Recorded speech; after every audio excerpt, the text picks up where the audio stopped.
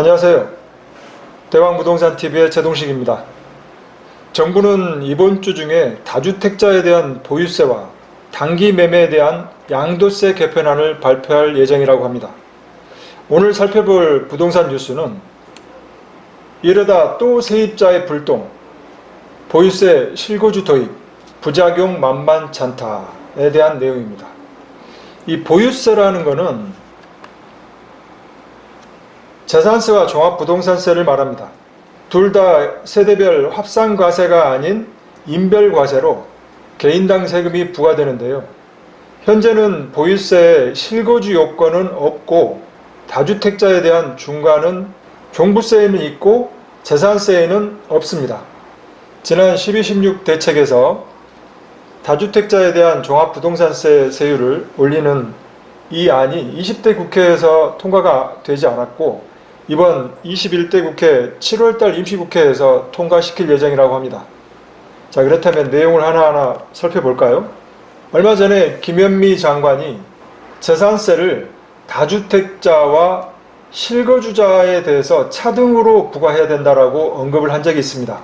이 실거주 요건이 현재는 없는데 싱가포르 등 해외에는 차등적으로 적용한다는 말을 했었죠. 소유주택은 임대를 주고 본인은 다른 곳에 사는 투기 수요를 억제하는 차원이다 라고 하였습니다. 문 대통령의 주택 공급 확대 지시는 기존 다주택자들의 집을 시장에 매물로 내놓게 하라는 의미일 수도 있다라고 정부의 한 관계자는 말했는데요. 다주택자가 처분하려고 해도 현재는 양도세가 중과되고 있습니다.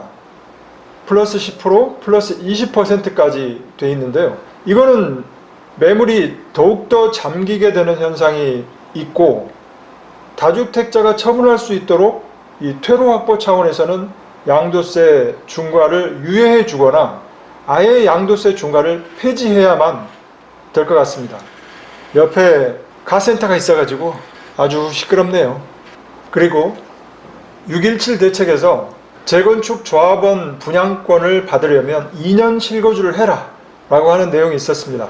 조정대상 지역에서는 양도세 비과세를 받기 위해서는 2년 거주를 해야만 비과세를 적용을 해주죠.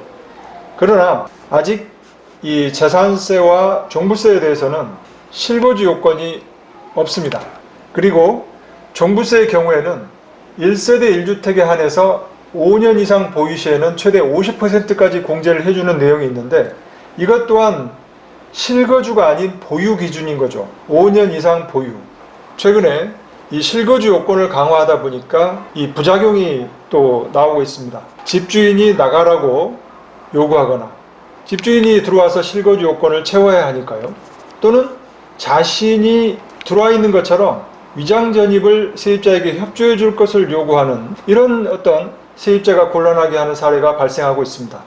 또한 이 직장 때문에 지방에 있거나 또는 해외에 주재원으로 있거나 또는 유학생활 이런 것들로 인해서 불가피하게 실거주를 하지 못하는 사람들의 이 경우도 있습니다.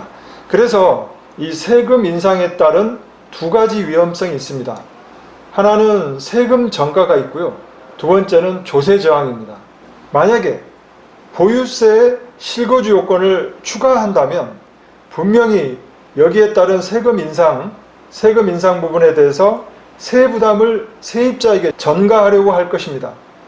세입자에게 불똥이 떨어지는 거죠. 전월세가 상승이 불보듯 하고요.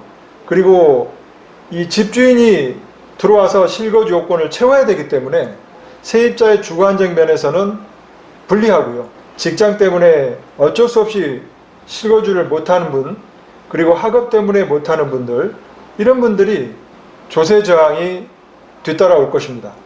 만약 5억짜리 4채가 있고 10억짜리 3채가 있고 30억짜리 1채가 있다면 여러분들은 어떤 걸 선택하시겠습니까? 지금과 같이 이 정부는 한다면 한다라는 식으로 여태까지 계속 밀어붙이고 있습니다.